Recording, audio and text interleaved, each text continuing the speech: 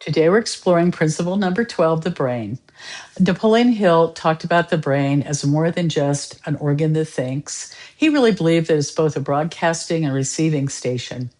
And what that means is that our thoughts don't just stay inside our heads, they influence what we notice, the opportunities we recognize, the people we attract, and the actions we're willing to take. And for women, this is really powerful because so many of us have spent years filling our minds with other people's expectations before ever asking ourselves what we really want. Our brain is always listening. And here's the question: what is it listening to the most often? One of the biggest lessons from this principle is that the quality of our thinking shapes the quality of our life. When your mind is filled with fear, doubt, comparison, or criticism, these thoughts become the filter through which we see every opportunity. But when you intentionally feed your mind with possibility, purpose, and belief, your brain begins looking for evidence that actually supports these ideas instead. Hey, this isn't about pretending everything's perfect. It's really about intentionally choosing where your attention goes. Where attention goes, energy flows.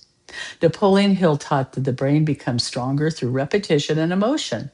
The thoughts you think consistently become familiar pathways. The thoughts connected with emotion become even more powerful.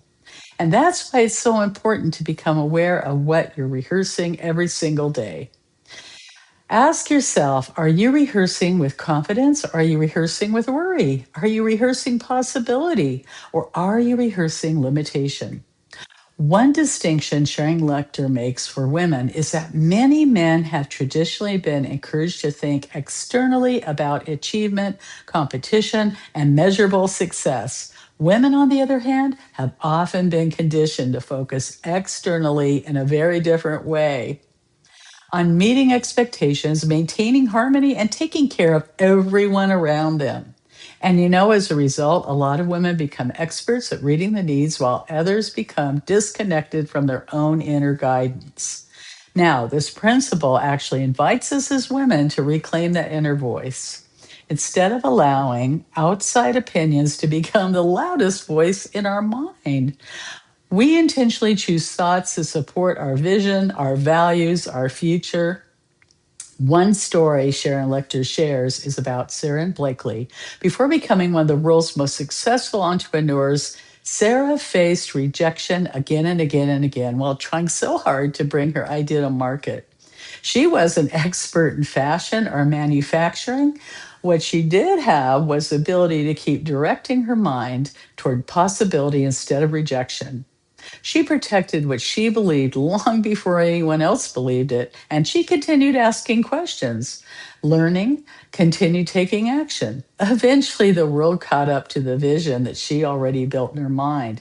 Her success reminds us that your brain can either magnify obstacles or magnify possibilities.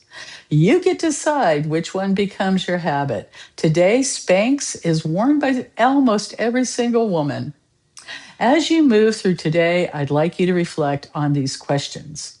What thoughts do you rehearse so often that you're started to feel like facts? If your brain amplifies what you repeatedly focus on, what would you like it to amplify instead? And what daily practices could help you intentionally feed your mind with thoughts that support the woman that you're becoming? Here are the biggest takeaways from Principle 12. First, your brain is always processing what you repeatedly think and feel. Second, your attention is one of your greatest assets. Where consistently placed, it determines what you begin to notice in your life. And third, the emotion that strengthens thought, the ideas connected to purpose, gratitude, hope, and determination. These become far more influential than thoughts you just repeat without feeling. You gotta feel it.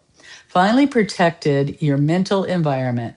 The conversations you engage in, the media you consume, the people you spend your time with, and the words you speak to yourself all become inputs that shape your future decisions.